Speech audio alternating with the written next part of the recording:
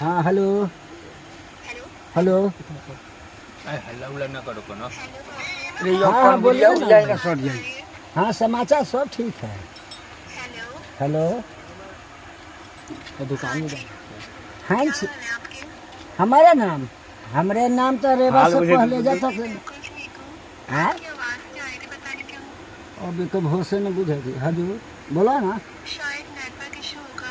और उतना हमें सारसी भाषा में बोले पता नहीं मेरा या आपका पता नहीं किसी का नेट इशू होगा। चलिए छोड़िए नेटवर्क ये तो बांग्ला भाषा बोले। फिर से सुना ना पहले लॉक से।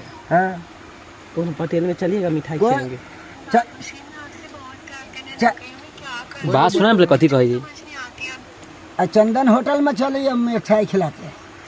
खाना खाने बैठते हैं करो ना। खाया भी नहीं जाता। दिल करता है बस आपसे बात हो जाए किसी ना कहूँ अरे चलिए ना ये एकदम स्पंज खिलाएंगे। बात तो सुने।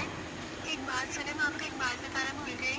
पहले आप मेरी बात सुने आनी ना। हाँ पता है क्या हुआ मैं खाना खाने बैठी मम्मी बात करी जा कौन आ गए कहाँ से साला के फ्लैट लो भैया।